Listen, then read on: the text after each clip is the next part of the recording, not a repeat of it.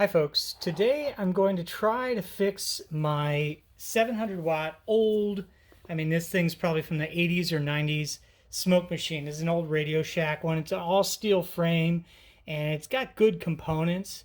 It's 700 watt and I've used it for years and I really liked it. But a couple years ago, the pump stopped even making any noise.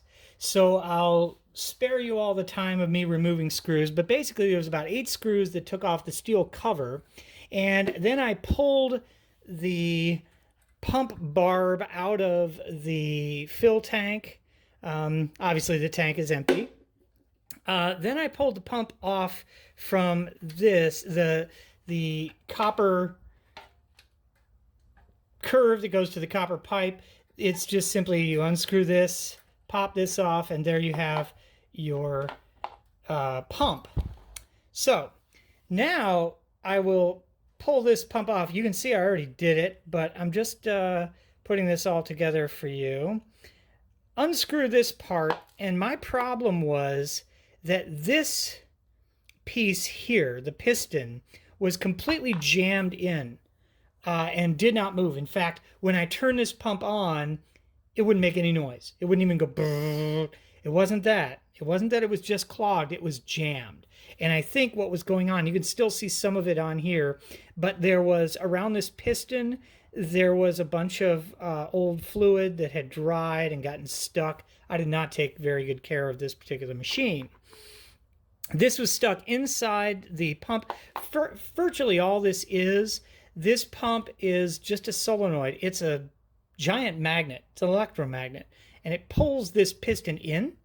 This pulls in the fluid, sucks it in from the reservoir, and then pumps it up through this tube into the heating element. Okay, so I had several problems. The first one was, if I reach in here and use the end of the piston to actually pull this out, you'll see that the first thing that comes out is this little brass washer that sits in there, and then you'll see in here, if you look very carefully, you'll see there is a little O-ring. Well, this is the original O-ring.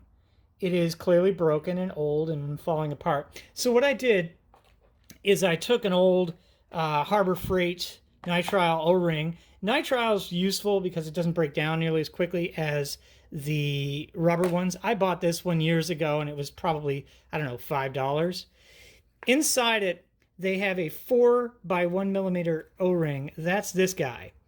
That's the second largest in the kit, or second smallest in the kit, I should say. So I pulled one of these guys out, and it's a very simple situation of, all I did was, the old O-ring was on here, so I put the washer over first, then I applied the O-ring, and then I slid the whole assembly into where it used to sit, and you can see it seats the O-ring very nicely. So now the O-ring's already seated in there.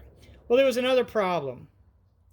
If I tried to blow through this larger component, I don't know if this has a check valve in here or what, but if I try to blow through this out through this, it wouldn't work. So what I did is I took a little shot glass, put some cleaning vinegar into the shot glass and set it in there for, I don't know, about 15-20 minutes. Then I cheated and I used compressed air and blew out until finally this released and it was all clogged up. So now I'm just simply going to reassemble everything. Now I have the new O-ring in. That's all I did, is clean it up and put a new O-ring in. I'm going to slide this assembly back in and screw it home till it's a relatively tight fit. Now, since I don't know if this is going to work or not, what I'm going to do is leave it completely unconnected, and I'm going to plug this in, and I'm going to plug in the controller, and I'm going to see after it heats up the heating unit. Obviously, these are exposed wires. This gets extremely hot. This gets extremely hot. So all I'm going to do, plug it in, let it heat up till the controller says it's ready to flow, hit the button and see if this thing starts pumping again. If it makes noise, we're good. If it doesn't, it's the coils, which I doubt, but sometimes the coils can burn out. Probably not the case in this one, but we'll check it. We'll see. If this works, I'm back in business and I got my old, probably what would be valued now at around 50 bucks. And all it cost me was one single little O-ring for my little O-ring kit, a little bit of rubbing or cleaning vinegar, and about, I don't know, 10 minutes worth of work. So let's see if this works.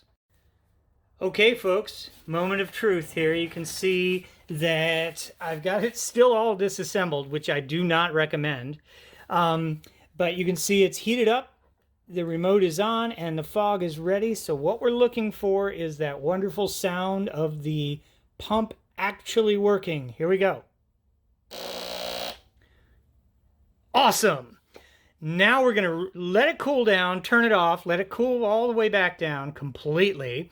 Put it all back together. I'll probably clean it up a little bit too. Put it all the way back together, put some fluid in it, and see if it actually works. Okay, folks, it's the moment of truth. Let's see if it works. As you can see, in part of my new promise to be nice to this particular machine, I gave it a little bit of I spiffed up its paint job, took care of some of the rust, etc., etc. All right, here we go. Look at that. You can still hear how jammed up it's been, but it's a-working. That is awesome. Yay, thumbs up. Okay, folks, I just wanted to show you what this was capable of after I ran some fluid through it and got all the chunky bits out of it from sitting for 20 years.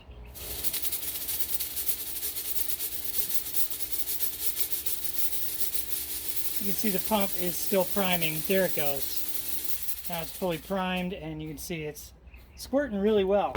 It doesn't have that burn smell anymore. Now it smells like good old-fashioned fog fluid. Yay, thumbs up.